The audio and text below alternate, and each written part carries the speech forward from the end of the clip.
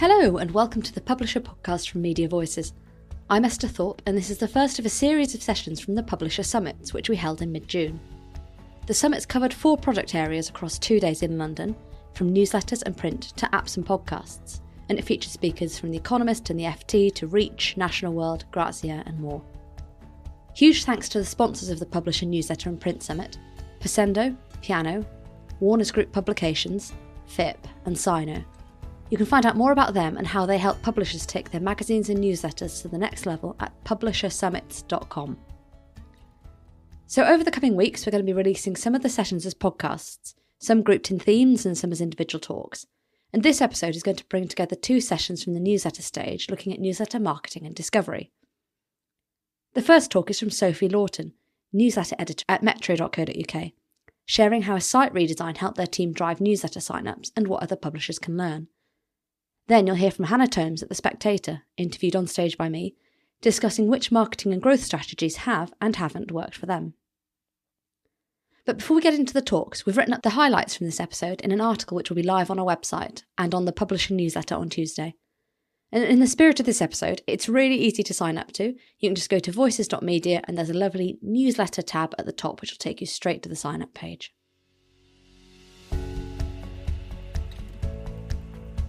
So you've launched a newsletter or you're looking for new audiences for an existing one. You can't always rely on audiences to find you. Sometimes it's better to go looking for them. This session examined options for driving sign-ups to a newsletter and catching audiences at a point where they're amenable to signing up. Sophie Laughton, newsletter editor at UK daily news brand metro.co.uk, shares how a site redesign focused on optimising their newsletter sign-up pages and where other publishers can start with driving more sign-ups to their own newsletter. Hello everybody, thank you so much for coming to my session. First of all, I'd just like to say I'm actually very well this week, so my voice is a little bit hoarse, so please bear with me, and if you can't hear me very well, please let me know and I'll try my best. So today, what I'd like to cover is everything to do with driving newsletter sign-ups and finding and capturing the right audiences. So I want to cover the growth problem, something I think we'll all have struggled with at some point.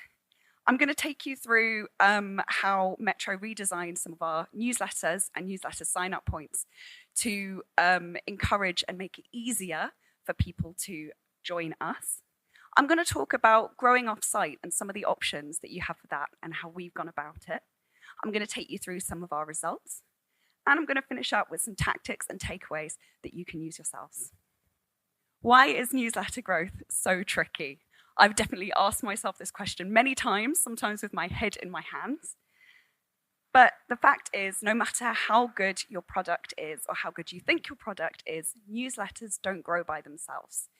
You need to make sure that there are ways that people can find you and people can understand what your newsletters are about.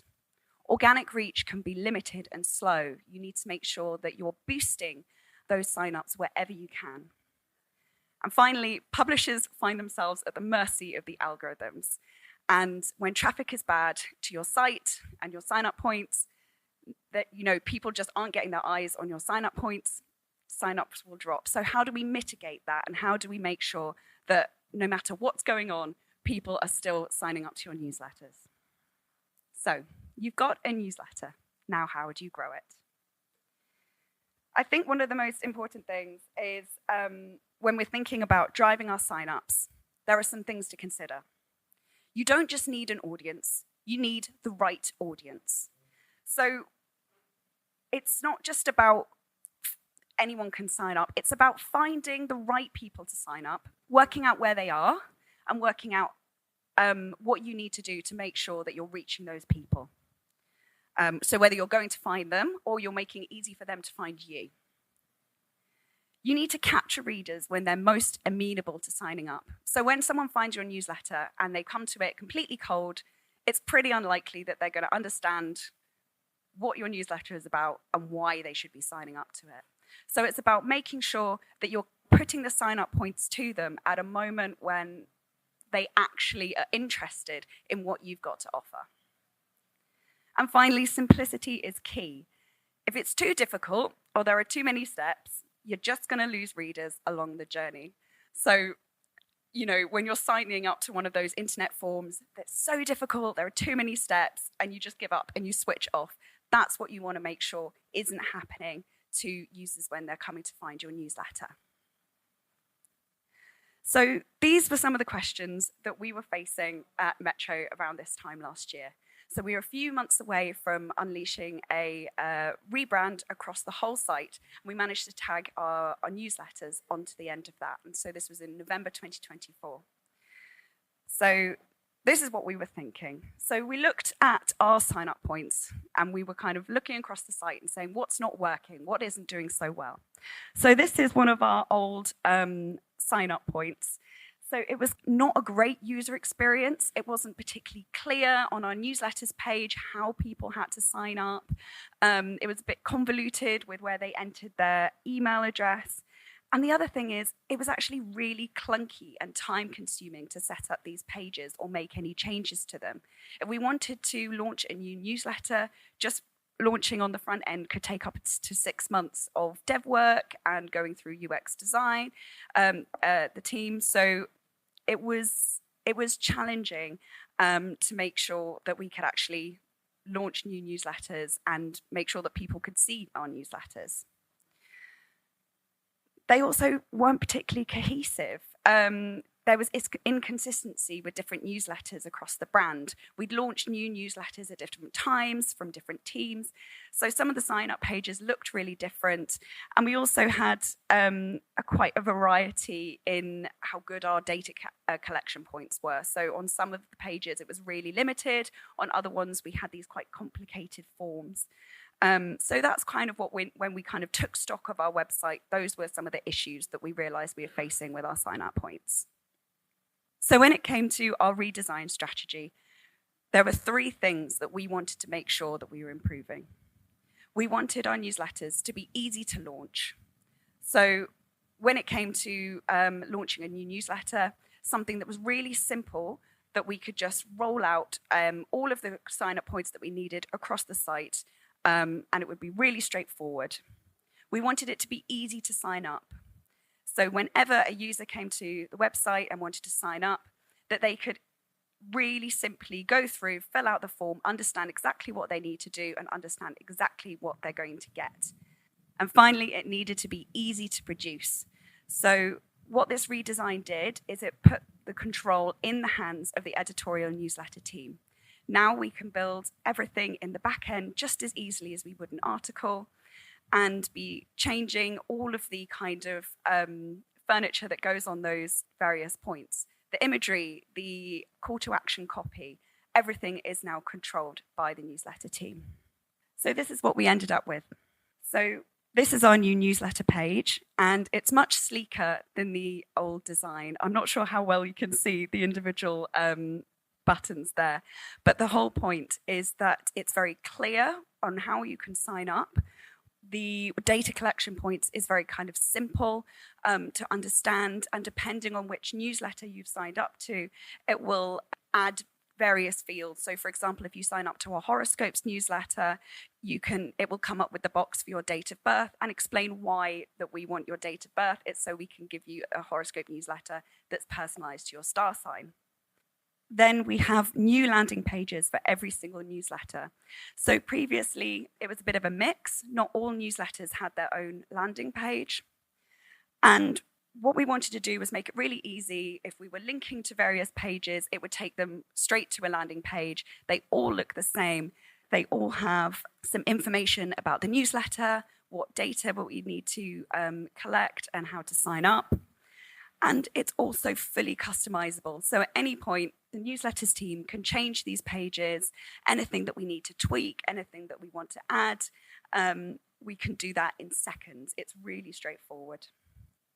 We also have these flexible call to action sign-up points across the website. And these are really cool because we can put them on any page that we want on the website. So you can see an example from travel there. That's the Getaway newsletter.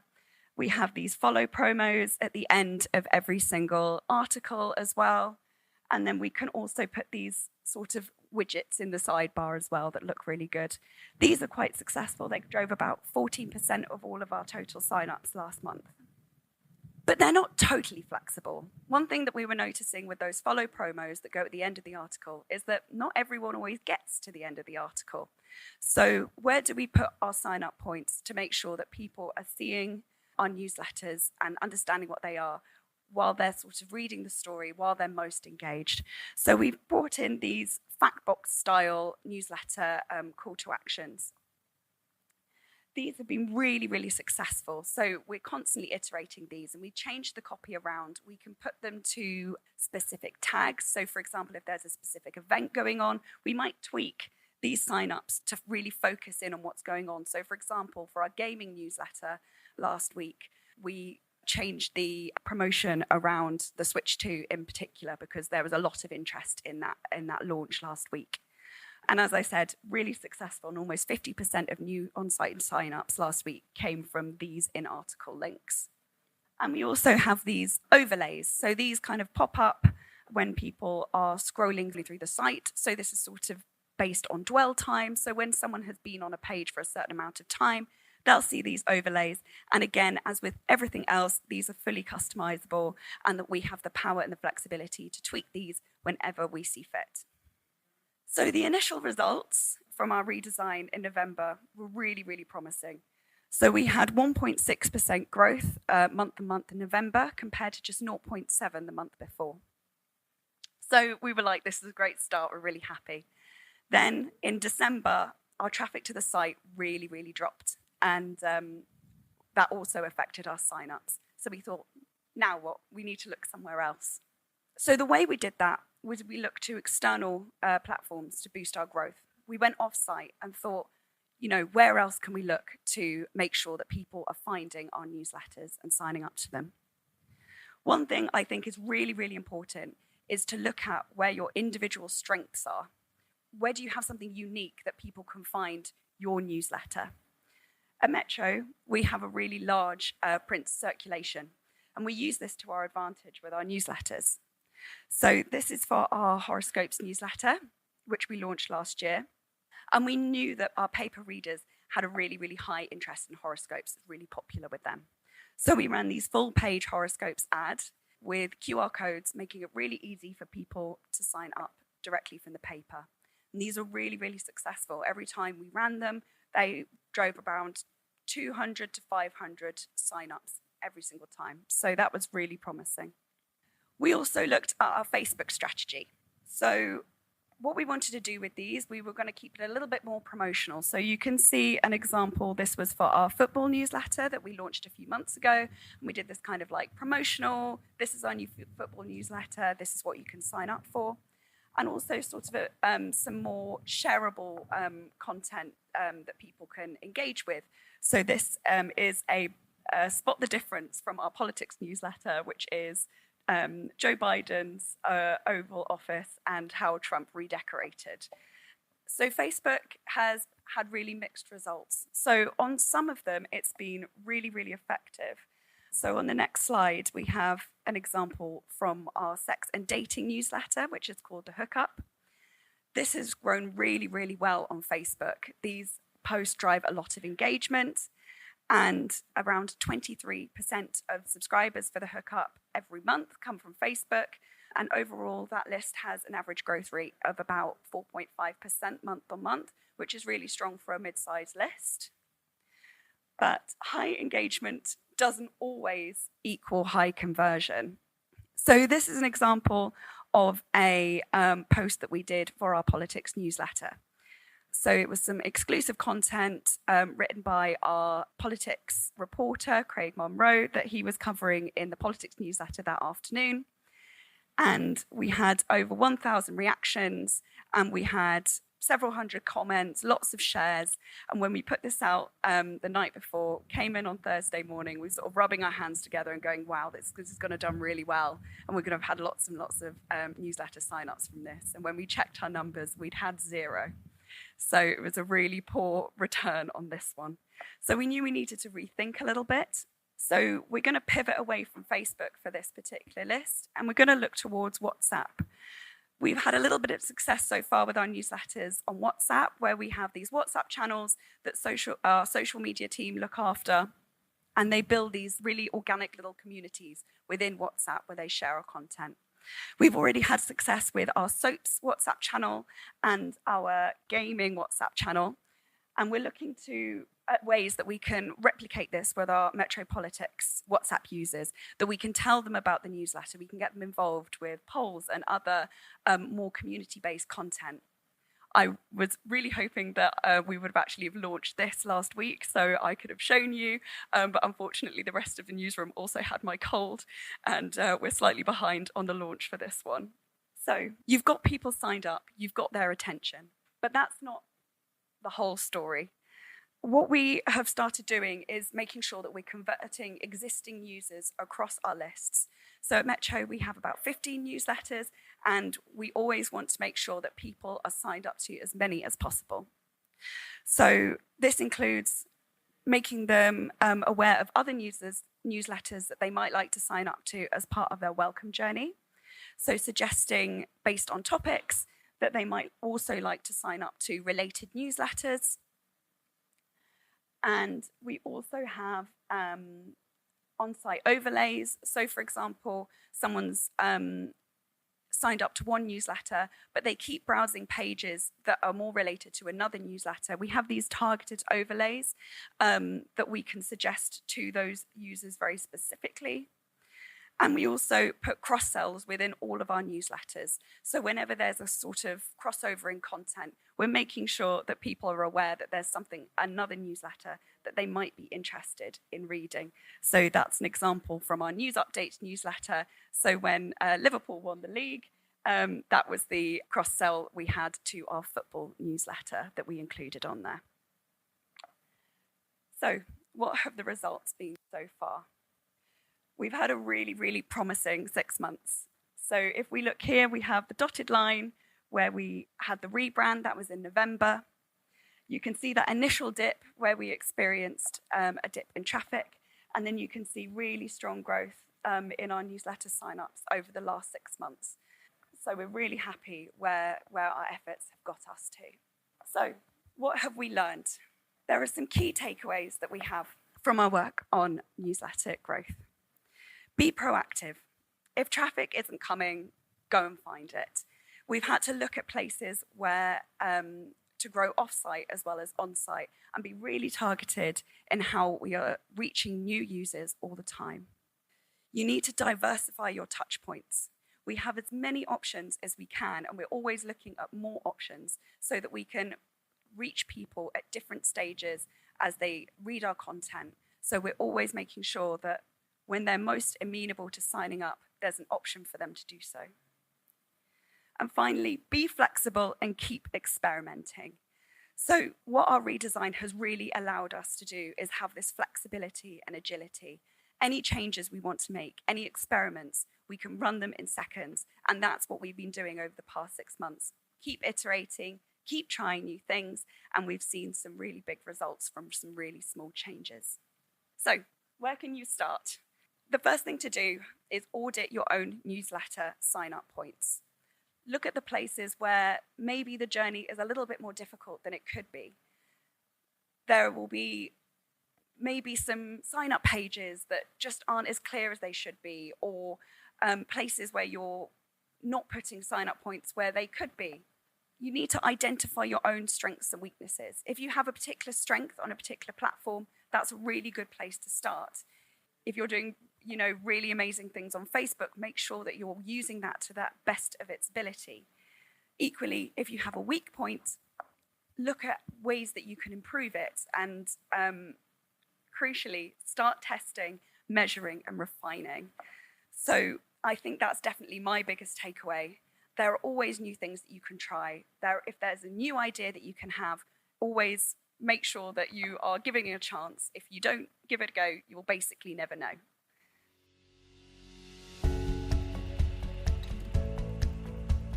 Having a newsletter, or 10, is all very well, but how do you attract subscribers? The Spectator, whose newsletter The Takeaway won Best Food and Drink Newsletter in last year's Publisher Newsletter Awards, have grown their readership through a combination of traditional advertising and newer methods. Hannah Tomes, US production editor at The Spectator, sets out which methods worked and didn't from her experience, from cross-promotion, dedicated newsletter sign-up pages, and targeted sign-up boxes on relevant content, through to supporting print campaigns. Here's the conversation. Hello, yes, I'm not Chris. Poor Chris cracked a tooth yesterday, so he's been in the dental hospital this morning and should be joining us very soon, but he's WhatsApped me his questions, so I'm going to do my best. Hi, Hannah, good to meet you. I think if we could start, could you just give an overview? Because I know you've had a role change recently. When it comes to newsletters, what was your role? I'm particularly thinking because you won the Spectator won the best food and drink newsletter last year, which is why we sort of wanted to bring you on stage. Could you just give a bit of an overview? What do you do? What's your newsletter life like at the Spectator? Yeah, so I started editing the Spectator's newsletters about 4 years ago when I joined in 2021. Basically, then I think we had 8 letters maybe, but we've launched a few since then. Bits and bobs were being done by completely different people, and they wanted to make it more, have somebody like overseeing all of it, and so they wanted to bring somebody in to do that, which is what I did for 4 years. And yeah, throughout that time we launched quite a few. So we launched Takeaway, which won last year. We launched Americano, which is our like US newsletter. We did an election special, which Katie Balls, who was then our political editor, she wrote like an election insider for last year's general election. So we've got a Ukraine one, which I launched. Property as well, we also launched. So yeah, there have been quite a few launches in the last few years. And yeah, I think it's been really interesting to be able to start new products, especially in such like an established. Most publishers launch a newsletter first and then they sort of build out around that. Chris has said your commissioning process is very different. So can you talk us through that? Yeah, so especially for the Takeaway, we already had loads and loads of food and drink content. So it wasn't that we were launching a food and drink newsletter for just to start something completely brand new. It was more to bring a lot of our stuff together. We've got Olivia Potts who writes the Takeaway as well, but she also writes a food and drink column in the magazine. She does a recipe column. She writes quite a lot of food and drink stuff for online. We also have a drinks editor who's brilliant, Johnny Ray, and he hosts lots of food and drink events. We do loads of events. We've got a food and drink podcast as well. So basically we were like, how can we bring all of that together? How can we make sure that our readers know that all of those things exist? They're all quite cohesive. They're all in one place.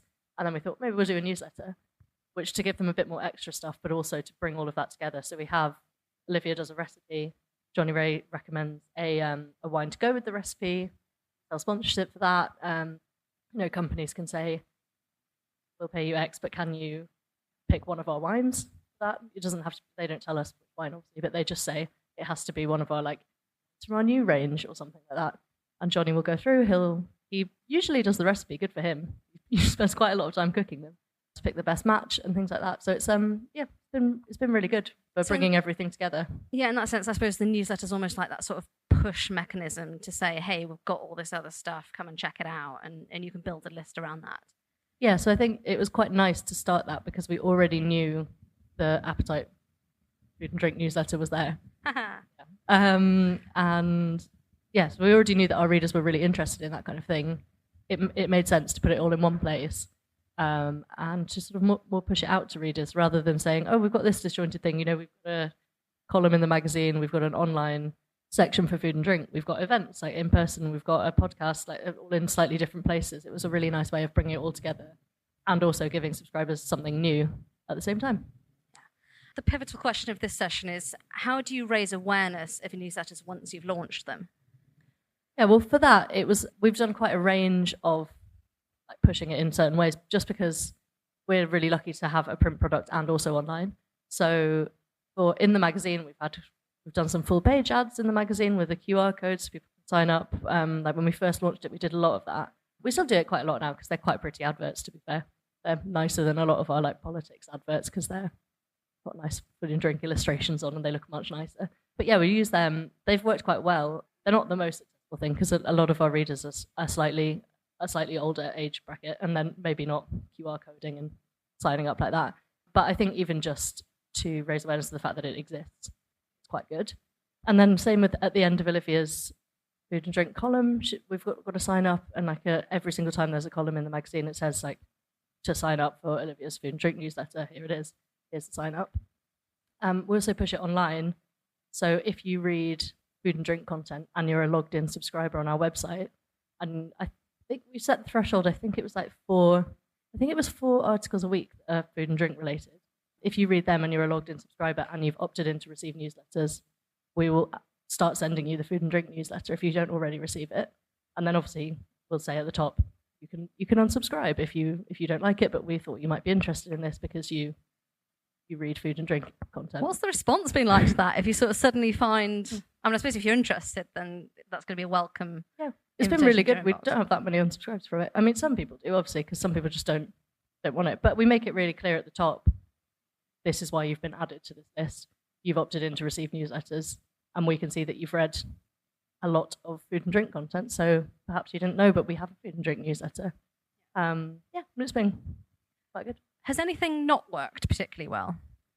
I would say in terms of sign-ups, the QR codes don't work that well, but they're okay. We get a few from them, but they're more for just to show people that product is out there rather than specifically to drive sign-ups. I think that's not gone massively well, but they look really nice in the magazine, so we still do put them out there quite a lot.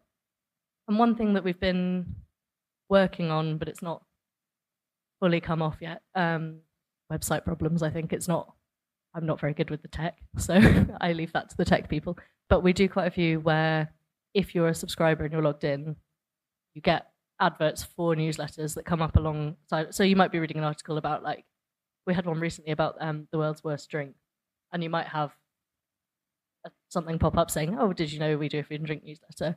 And that, I think, as well, I think sometimes people can find pop-ups quite invasive. So we're trialing that. It's trial and error with that one. I find it depends how good the referral is. If I've come from a newsletter and then something pops up saying subscribe to our newsletter, I'm there like, I've just come from that. You've talked quite a bit there about how you market to logged in users. Is there anything particularly you do for people who aren't logged in? Are there maybe newsletters at the top of the funnel that you sort of try and direct them to?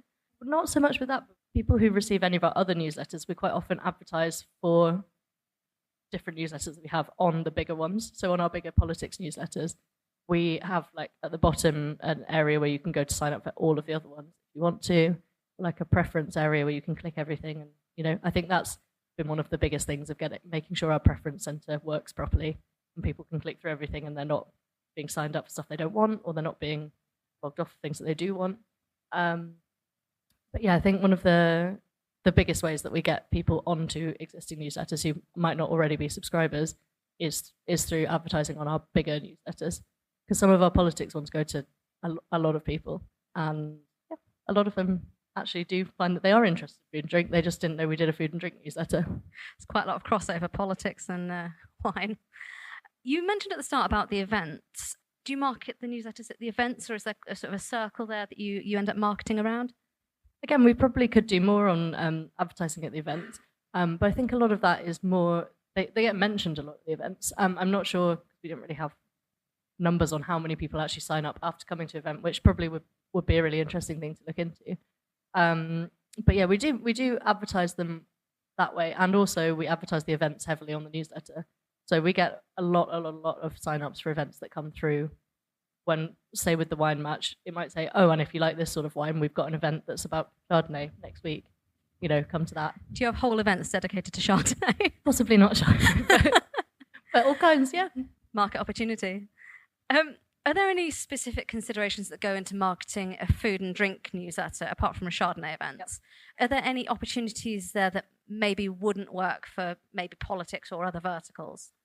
Yeah, I think partly with advertising, obviously with events and things like that, but also I think maybe not so much in an advertising way, but more in a commercial way. It works really well for us to have commercial like tie-ins with stuff for food and drink. It's much easier newsletter to sell commercially than it is to sell like our economics newsletter, for example. And so that works really well. It's really, really nice to have such a good product to sell advertising on.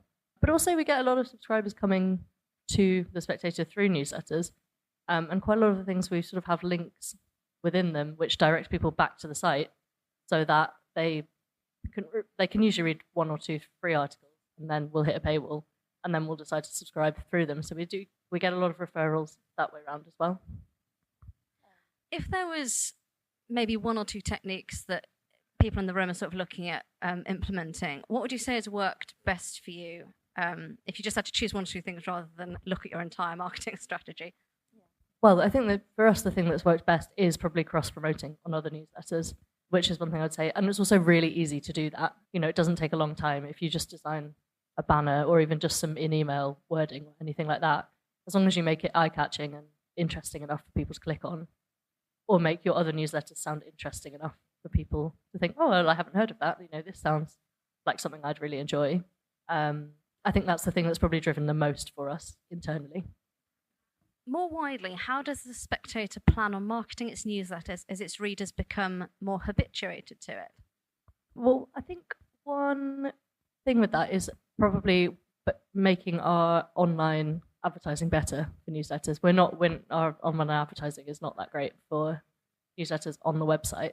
So they're quite hard to find currently, which I think probably a lot of people have, because obviously, it's an internal fight of what gets to go on the homepage and who wins, and it's usually politics for Spectator, which is fair enough. But yeah, I think things like that, like making sure they're really visible on the website, making sure people know where to find things, and also making sure that you're not bombarding people with things that they've already seen, is something that we're working on.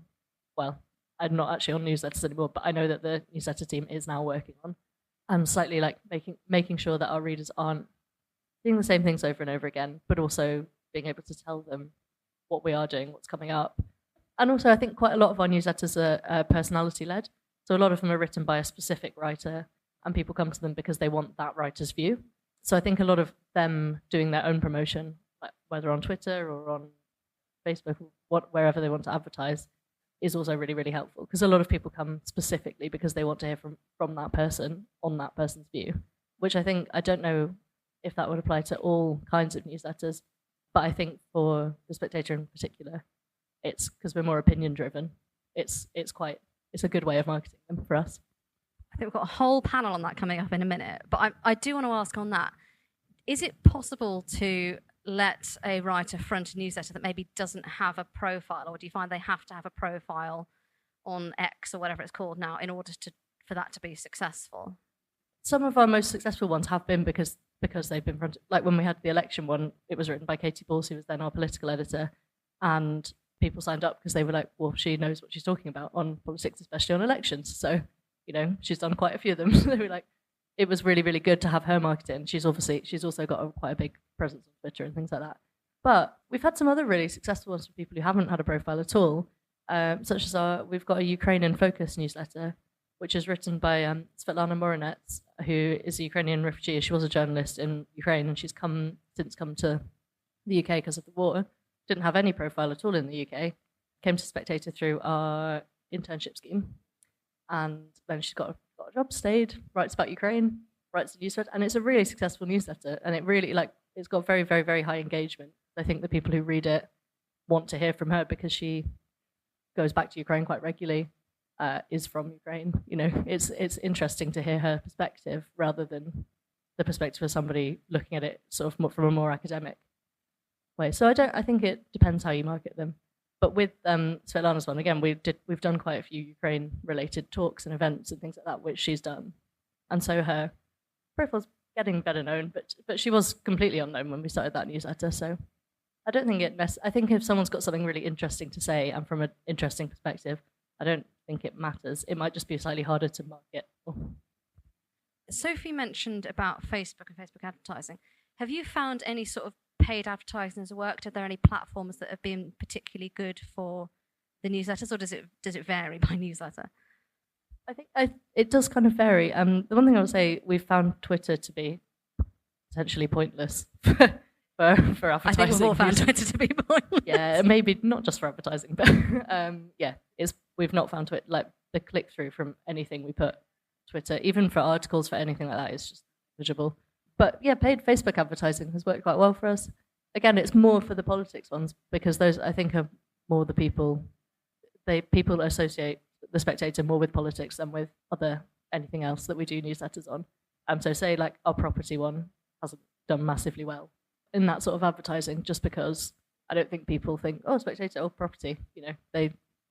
I think it goes with when people click through maybe onto the Facebook page, whatever, and they see that it's more political commentary and things like that.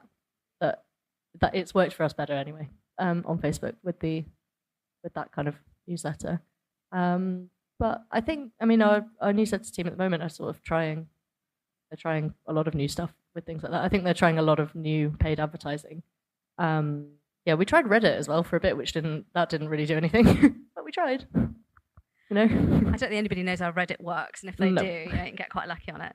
I lied. I have one more question. You said then about the fact that you've got property newsletters that people wouldn't necessarily associate with the Spectator. If you've got this portfolio, to what extent do you look at newsletters and say, do we need to push that a bit more in terms of marketing strategies? Or have you ever got to the stage with any of them that you said, actually, maybe this isn't quite as relevant? Like, what are the sort of benchmarks around? I suppose what I'm asking is, what are the benchmarks around success and then deciding you need to maybe market better or change strategy? There are some that we don't market anywhere near as much. Just like, for example, like our Evening Blend newsletter is our biggest newsletter. We don't advertise that as much as we advertise, say, property or food and drink, because it kind of word of mouth within Westminster, and also it's already a really big list. So it's not necessarily one that we feel like we need to push so much to people, because a lot of people, that's our flagship one. We've done that one for 13 years now. It's a lot of people already know that one, so it's not too, we don't feel like we need to push that one as much. But the things that we want to take off, we'll basically put the same amount of advertising to them all to begin with, see what works, and with paid advertising especially, we'll put the same amount of money on all of them, see what works. If one feels like it needs a bit more of a push, we'll go for that. Or if one's doing particularly well in a certain area but not in another one, we'll just drop the area that's not doing well and push it in the area that is doing well.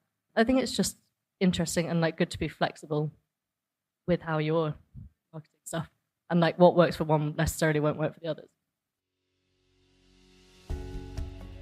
A huge thanks to both Sophie and Hannah for joining us on stage for the summits. We've written up the key learnings from these sessions, which will be live on our website this Tuesday and in our newsletter. You can find both at voices.media.